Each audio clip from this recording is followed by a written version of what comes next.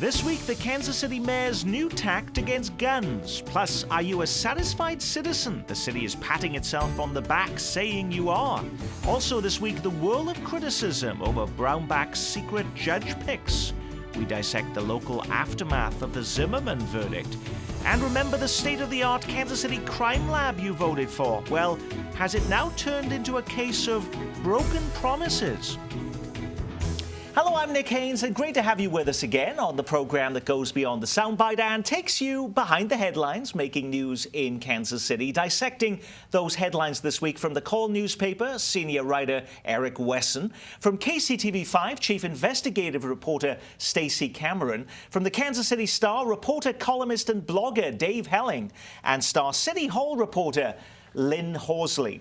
Kansas City Mayor Sly James is calling on the City Council to adopt a resolution blocking city pensions from investing in companies manufacturing guns and ammunition. It's just the latest attack by Mayor James on the gun industry, which he blames for creating a public health and safety crisis in Kansas City. Critics of the proposal say it sets a worrying precedent and question where the political tinkering will stop, from the controversial offerings of drug makers to tech companies using slave labor practices. But of all the things the mayor could be doing to stop gun violence, why has he chosen this issue to get involved in, Lynn? Well, I think he feels like this is one option he has. He feels that the pro-gun stance of the Missouri legislature prevents him from other strategies that he would like to do, like background checks, more regulations of guns, a gun court.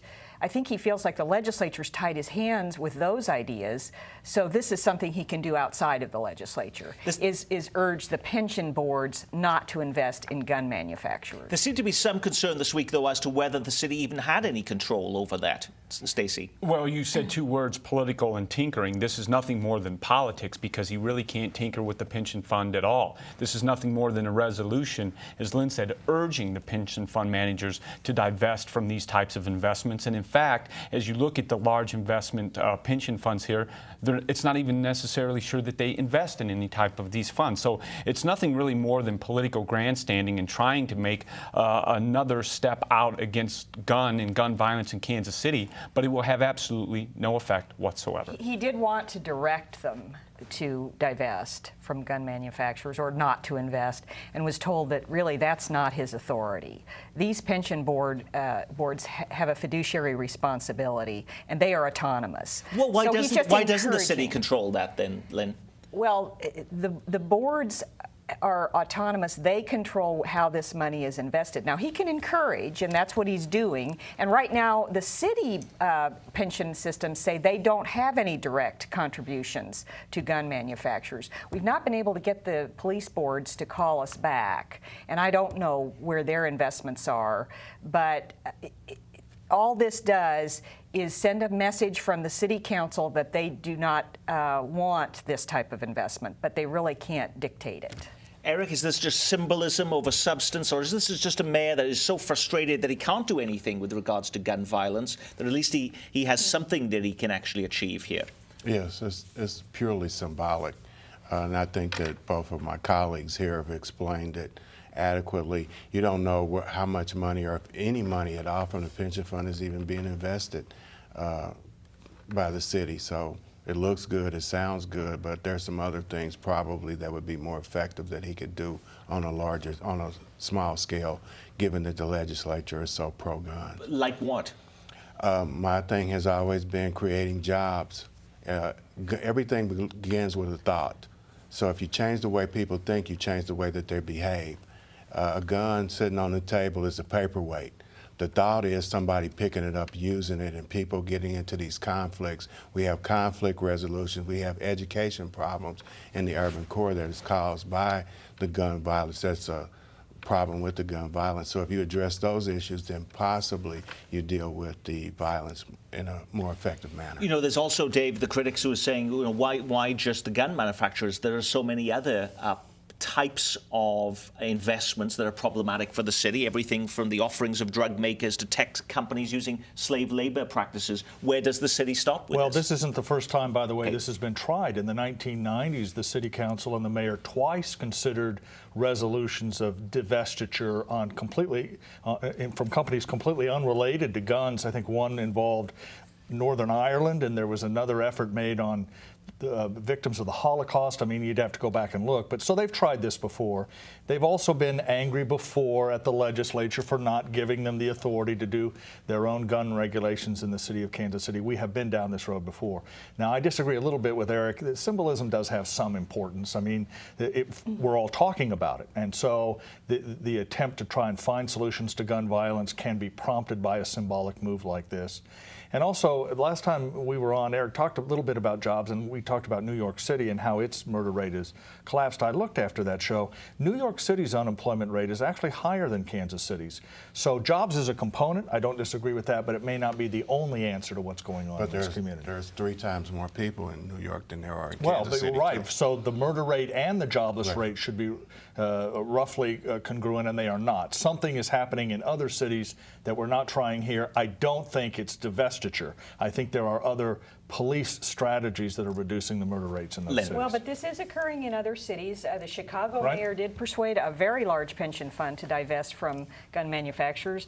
I think the New York pension fund, the California teachers fund, this is a move nationally. I was also going to say apparently there might be an effort from some environmentalists to urge divestiture from fossil fuel companies, Exxon or oil companies, and I think there would be strong resistance from the pension boards for that because those are some of their most profitable investments. Soon there won't be anything to invest in for city pensions, Well, Stacey. and that's why these pension fund managers act independently, because they have a fiduciary duty, as you said, to the pension fund and the people who receive those monies, not to be fooled with when it comes to politics. Now, I applaud the mayor for his stance on wanting to get guns out of the inner city.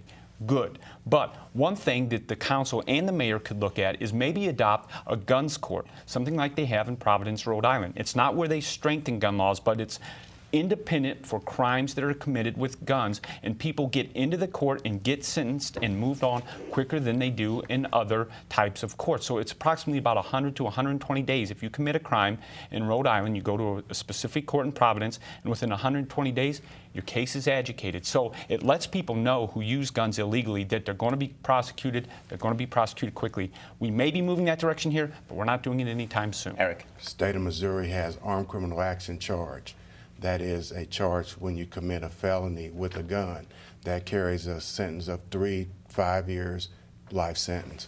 Nobody commits a crime with the forethought of getting caught, so if you're doing that, you're not thinking about what the consequences are down the line. And that's what these gun courts would do. They would enforce laws that are on the books, and they'd do it faster, and they would start to deter people from using guns in crimes, perhaps. Are you a satisfied citizen? This week, Kansas City, Missouri releases its annual Citizen Satisfaction Survey results, and apparently they're the highest ever. Kansas City leaders celebrated what they described as an historic upswing by getting city workers to form a human +5 on the lawn outside of City Hall, a symbol of the jump in approval ratings from last year. According to the new survey, more than 75% rate Kansas City a good or excellent place to live, the highest score ever recorded, they say. Big improvements were seen in leadership, water services, parks and recreation, and solid waste.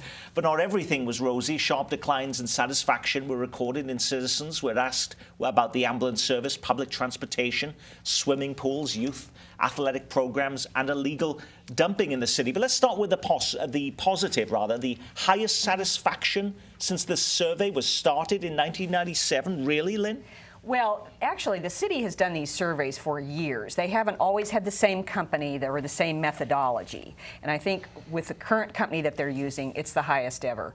I found another survey back in 1997 when they had a different survey and a different methodology that also showed 75% approval rating. So whether this is a record or not, I don't think so. But it was good news for the political leaders. Now, I will say, it's one thing to rate your city as a good place to live. It's another to say, yes, the city government services are highly rated.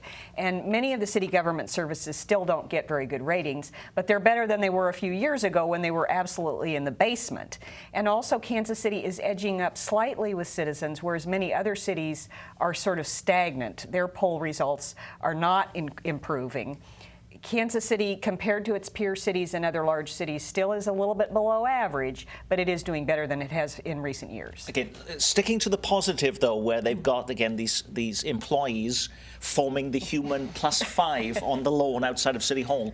What could somehow be attributed to that shift then, what they're calling an historic shift in that short period of time? Well, I think partly the economy is a little bit better than it has been in recent years, and we don't have quite the dysfunctional city government that we had during the Funkhauser. Yes, because leadership was considered one of the positives. Oh, and several years ago, only 1/5 of the citizens said we had a good city leadership. Now, about half people think the city government is pretty good, so the city leadership. Well, as someone who's moved here since that survey they're going back to, I think, 2005 or 2008, I'm going to argue that 75% satisfaction rate, or saying that Kansas City is a good place to live, is because of the art and the culture and the food and the people. I'm not going to give the city the credit and say it's as a result of City Hall and the management and the services that they provide, because I think the numbers show otherwise. Look, 25% rating for maintenance of streets, sidewalk, and infrastructure. Looking at value of tax dollars received, 35%.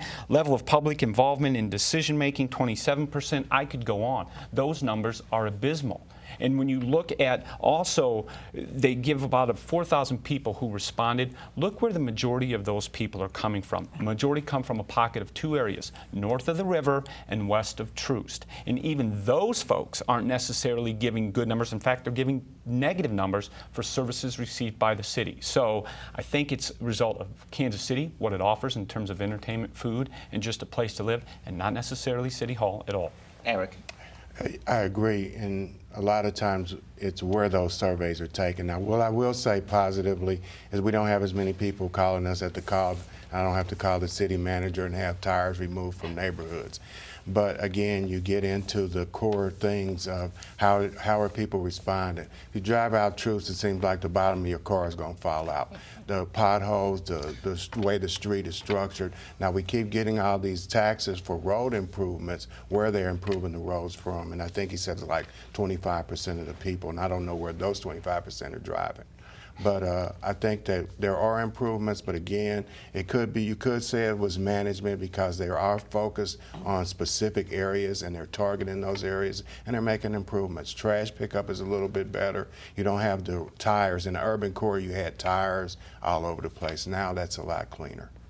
Dave? Yeah, couple of worrisome things. I hate to be Debbie Downer on all of this, but there are a few worrisome things from these results. One of them is they're roughly the same that they've been all the year. I mean, there's not that much fluctuation in citizen satisfaction if you look at categories. And typically in Kansas City, citizens are very satisfied with services that they don't use very much. They're very happy with the fire department.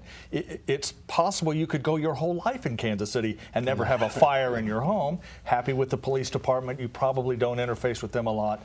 But the services you use every day, like driving the streets, or maybe going to the pool, or other, trash removal, those are much lower rated services. And so that suggests that the city still has a lot of work to do in improving the ways that citizens experience their community every day, and not once in a while as it would be with the other. The other thing I would note is the airport is very high, which again, a lot of people would never use. If you're thinking about trying to convince voters to expand the airport, when 25% are satisfied with street repair and sidewalk repair, I know they're not supposed to be connected, but I'm telling you, in the minds of Kansas Cityans, they are. And anyone who wants to expand the airport has a real uphill battle. By the way, we are doing a special on the future of KCI, an hour-long special on this program next week here on KCPT, right here on this time frame. So Please stay tuned for that. Eric? Had a lady that I spoke with this morning call 911 4 times to report a burglary and took the police 45 minutes to get there. She said the helicopter got there faster than the police cars, and this was like on the edge of Kansas City, 45 minutes. Well, Kansas City went to voters in 2010 to renew a public safety tax to fund a new $40 million state-of-the-art crime laboratory. Now, 3 years on, huge cost overruns have ballooned the price tag for the project to almost twice that. And even though they're now spending $74 million, city officials acknowledge they're going to have to dramatically scale back the scope and size of the lab. The $74 million question is, how could officials have got this so wrong? Because they always get it wrong. I mean, I'm not being too exaggerated. The cost overruns for public projects are just, it's hard to imagine a major, or remember a major project, Nick, in which cost was not exceeded. Now, what they often do in Kansas City and what they're doing with the And is that true all across the metro? Well, of course, Kansas City is more involved in major projects than other communities, like Bartle Hall, for example, or the Power and Light District, both of which went over budget. What they often do in Kansas City, and what they're trying to do on the crime lab, is squeeze down the amenities, downsize the facility, and then claim it came in under budgets. We spent exactly what we were supposed to, yeah, and it's half what it was supposed to be. So there's always, I mean, this is a very, very, Nick, familiar story in our community. But does this break faith, though, with what the voters approved in 2010? Nick, Lynn? I think what voters were not told when they approved this $57 million project was that $57 million was an estimate, and a very rough estimate based on the square footage. It didn't factor in a lot of money for land or design, and then only later did they pick the site, which admittedly was a very difficult site. It was 4 square blocks. It involved acquiring numerous parcels and houses and relocating people, and they decided to treat those, they wanted to treat those people fairly, so they paid them more than the market value of their homes. The land cost was way more than was anticipated. And I think at least voters should have been told, folks, this is an estimate. Yeah, we think they're this is what it never might told that, cost. are they? And they don't build in much contingency. You'd think that after this happened repeatedly, you would have an estimate, and you would also say we need to build in a 25% contingency to account not only for additional land and design, but inflation and other unforeseen costs. But it is a good thing that the folks who were being displaced as a result of this project were being treated fairly, though, Eric. Yeah, absolutely. But a lot of that money for that land acquisition and relocation of people came from HUD.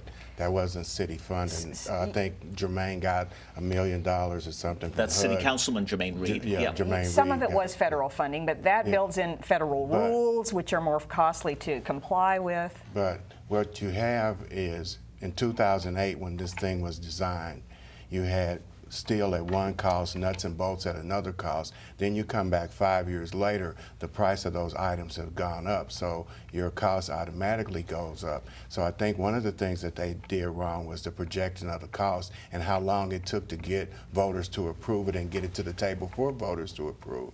That was one of the things that they didn't take into consideration. One of the board members on the police board is insisting on 70,000 square foot for the crime lab when they want to cut it down to 60,000 because they really don't need the other space because they don't have people to work in that space. Stacey. Here's the real problem, things called soft costs.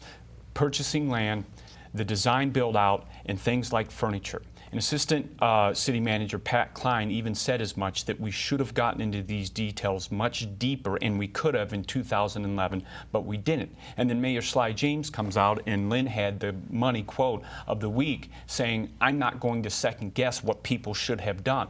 Well then, who will? If it's not the city manager or it's not Mayor Sly James, who is going to second guess why people didn't do more detail into these soft costs, which are really going to cost the overruns? It's not necessarily inflation. These soft costs are going to be in the tens of the millions of dollars. And so you want to know why people don't have confidence in things like rebuilding the airport or having light rail in the city? It's because of projects like the crime lab. That's a very good point. Now the question is, what do you do? Because the city says, well, we've got a plan and we will build a very good lab. The police department wants the bigger lab, even though it's not known how they'll staff that lab.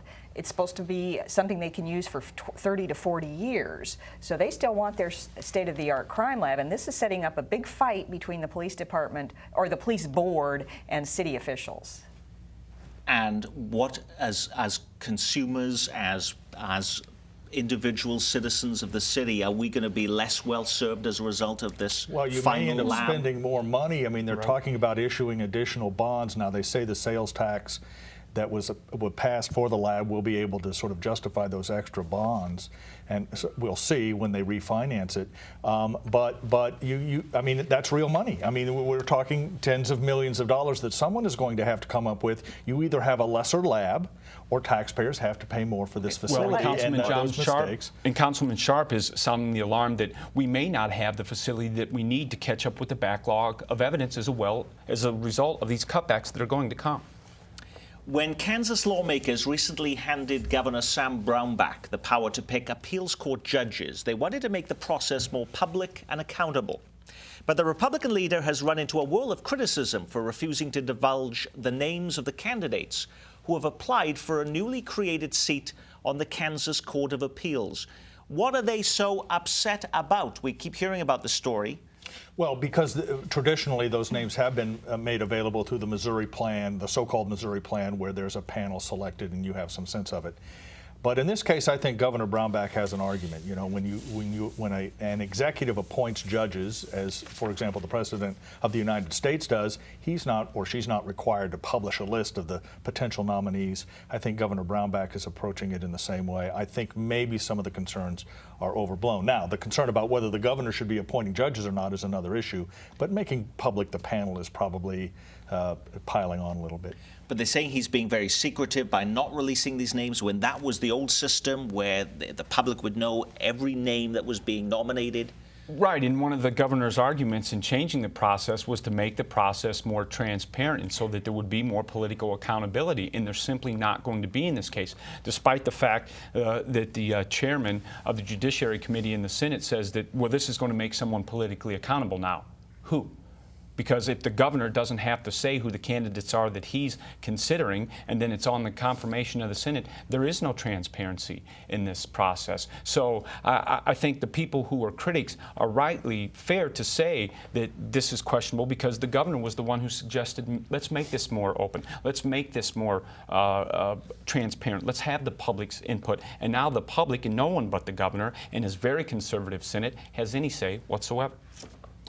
Late last week, some talk radio stations in Kansas City were preparing for their viewers for riots if George Zimmerman was to be acquitted. The powder keg of tension was considered so great, Kansas City Police Chief Darrell Forte was calling for calm in advance of the jury's verdict. Mayor Sly James also called for peace.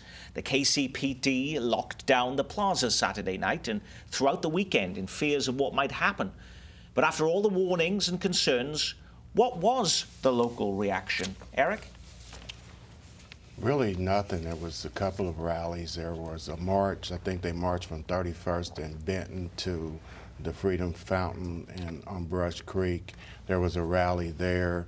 The issues were confusing because the rally was supposed to be about Trayvon Martin. When people got there, they flipped it to talk about local homicides and local issues. But there was really no violent outbursts. No, I don't think anybody really expected it. I think a lot of blogging, a lot of internet was all these kids are going to run to the plaza, they're going to tear things up. I don't think it was ever really a climate for that in Kansas City. Well, and I think Eric's right on. Look, this came as a result of some irresponsible blogging and some irresponsible journalism, and then knee-jerk reaction, I think, from city leaders. It was one narcissistic, so-called self-crime fighter and comic book artist who has a Twitter feed with about 200 followers that started to sound the alarm. Well, he was picked up by a blogger that then made local media, talk shows, as well as television, pick up the story, and then the mayor and the chief felt obligated to respond. And it was all more or less a powder keg that I don't think really existed. And in a way, it was very demeaning to the population that they said would run out and do these things. Look, rioting's a criminal act. There's arson, there's assault, there's burglary, there's criminal mischief. And for people such as these bloggers and this crime fighter to say that these people were going to go out and commit those acts really degrades them. And it was offensive. And there's no evidence that it was ever even a real issue here. I agree totally, and it's not the first time, and it's a situation where if something happens, oh, I told you it was going to happen, but if it doesn't happen, then I prevented it from happening by letting people know. But there was never a climate for anything There was some like second that. guessing about the mayor and the chief both putting out press releases saying, in essence, don't do anything wrong. That may be potentially exacerbating the situation, and you did hear from some people saying maybe that wasn't the best strategy. Yes. Well, but I'm not sure they weren't doing that in response to media inquiries either. You know, I don't know that they were. Because they're pushed to say, what are you doing What are you about this? doing about Yeah, this? exactly. How are you preparing for this potential eventuality? Yep. And so my sense is that's what they were doing, not that they did it on their own or they were Because the trying. mayor wasn't even in town. Right. Well, he was here most of the week, but I don't, you know, like I said, I believe they were responding to requests. I'm not for saying it was right or comment. wrong. I'm just saying you could hear that All right. chatter last week. So that's where Joe Reardon is headed. This week, the former mayor of Wyandotte County ended a long silence about his future by announcing he's joining one of Kansas City's largest law firms, McEnany, Van Cleve and Phillips, where he will work in the areas of technology, law, public policy, and economic development. Eric Wesson is laughing. When Reardon announced back in January he would not seek re-election, there was speculation he was heading for a much higher profile gig, everything from succeeding David Warm as head of the Mid-America Regional Council, the head of the Healthcare Foundation evening, to a top job at Google in Kansas City. So is this job a surprise, Dave? Well, a little bit. There is still chatter about Joe Reardon being a candidate in the future for some higher office, governor, congressional office. This is a good place to park himself, earn a little bit of money if he still wants to have a political career. That may be what's going on in some ways. Alrighty, that is our week in review. Right, Thanks to our news reviewer, Eric is still laughing, and he's making me laugh. From KCTV5, Stacey Cameron and the Star's City Hall reporter, Lynn Horsley. From the Call, Eric Wesson and Dave Helling of the Kansas City Star. I'm Nick Haynes from all of us here at KCPT. Thanks for spending part of your weekend with us. Bye-bye.